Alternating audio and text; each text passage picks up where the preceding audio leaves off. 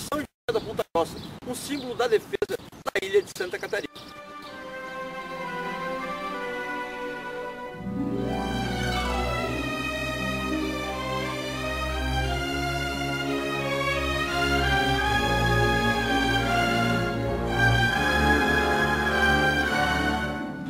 A ilha de Santa Catarina sempre foi um ponto estratégico, e os portugueses precisavam protegê-la do risco de invasão pelo mar.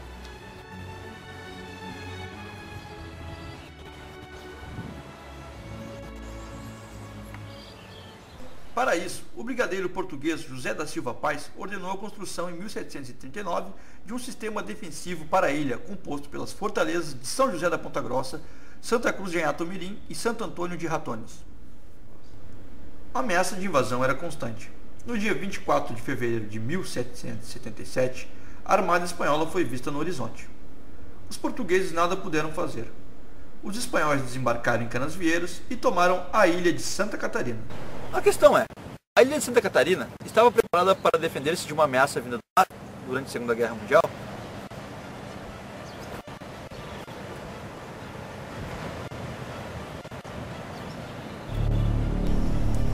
Se a ilha não estava preparada para se proteger da invasão vinda do mar por navios, imaginem de um inimigo invisível.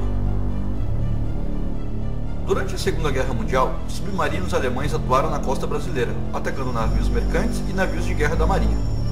Algumas estimativas apontam que em torno de 150 submarinos se aproximaram da costa brasileira, mas não há nada que comprove essa informação. O que se sabe de fato é que 9 submarinos alemães estão submersos em águas brasileiras. Em Santa Catarina, tem-se a informação de um submarino afundado, e está muito próximo de Florianópolis. É o U-513, comandado pelo capitão Guggenberger. Astuto e ofensivo, este comandante, juntamente com o U-513, afundou várias embarcações, sendo finalmente vencido por uma aeronave americana, no dia 19 de julho de 1943. Estou aqui na Praça 15 de Novembro, ponto de encontro dos moradores do centro da ilha de Santa Catarina.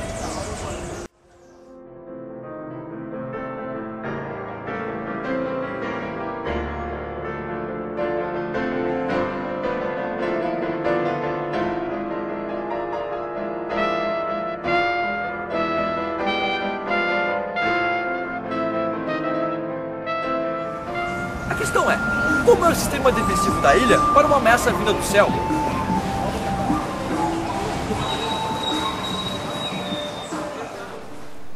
Apesar de não ter ocorrido nenhum bombardeio aéreo na ilha de Santa Catarina, houve durante a guerra algumas simulações para preparar a população.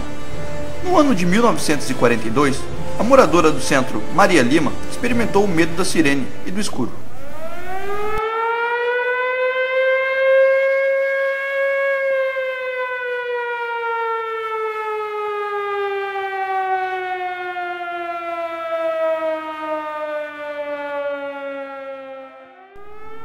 Nessa época havia simulação de bombardeio aéreo.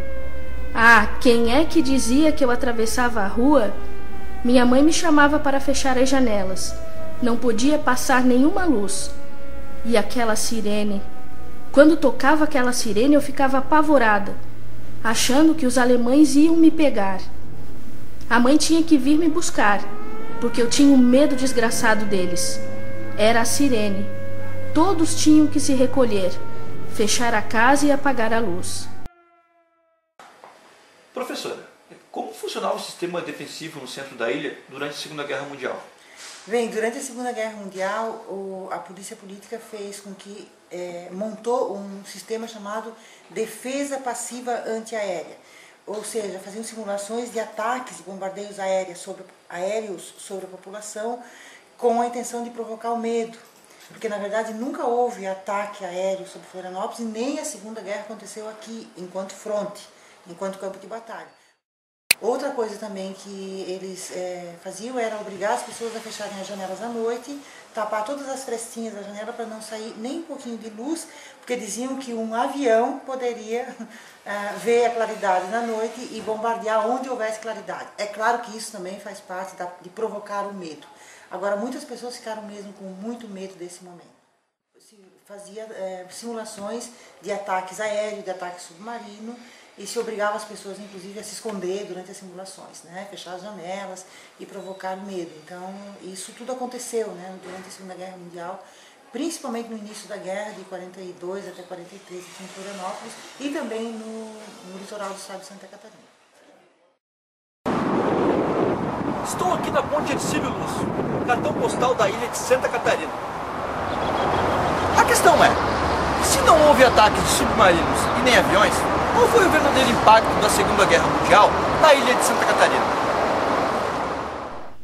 As batalhas que assolaram grande parte da Europa durante a Segunda Guerra Mundial aconteceram do outro lado do Atlântico, porém causaram grande impacto na ilha de Santa Catarina, naqueles anos de 1939 a 1945. A política nacionalista do governo Getúlio Vargas afetou diretamente os imigrantes alemães e italianos. Eles foram perseguidos por serem considerados uma ameaça à segurança do Brasil. Como foi a perseguição aos descendentes de alemães e italianos na ilha durante a Segunda Guerra Mundial? Durante a Segunda Guerra Mundial, como havia uma perseguição aos italianos, alemães e também seus descendentes, muitas vezes, o DOPS, Departamento de Ordem Política e Social, que era a polícia política, né, que fazia essa perseguição, via as pessoas que não fossem brasileiras e que não falassem o português, como os que falassem alemão ou italiano, como traidores da pátria. Então eles chamavam essas pessoas de quinta coluna. Quinta coluna é uma expressão de dizer traidor da pátria, né? Com isso, um decreto assinado pelo governador do estado, interventor Nereu Ramos, em janeiro de 1942, proibia que as pessoas falassem, obviamente rezassem, cantassem, se manifestassem, se reunissem, né, na língua alemã ou italiana. Então, qualquer manifestação nesse sentido era passível de prisão.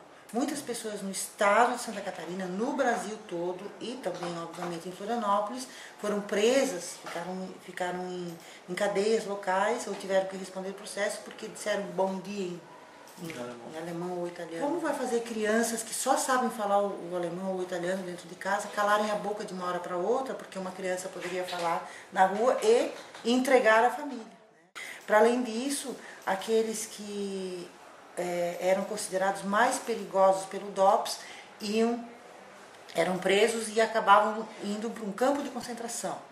Não sei se sabe, mas em Santa Catarina houve 2 campos de concentração, onde colocavam os considerados presos mais perigosos. O que eram os mais perigosos? Aqueles considerados nazistas ou ligados ao regime de Hitler ou Mussolini, né?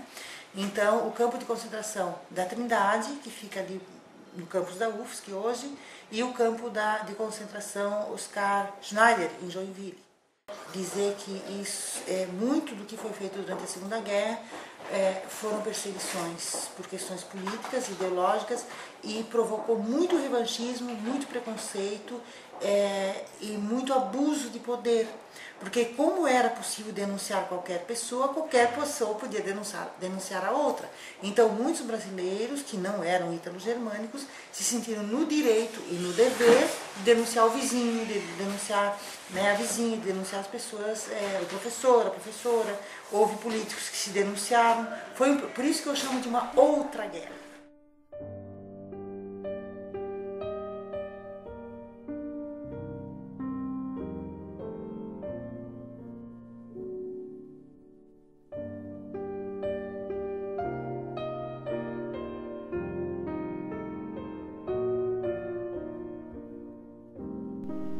Alguns imigrantes deixaram o convívio social, enquanto que outros abandonaram seus costumes, danças, reuniões e principalmente o idioma.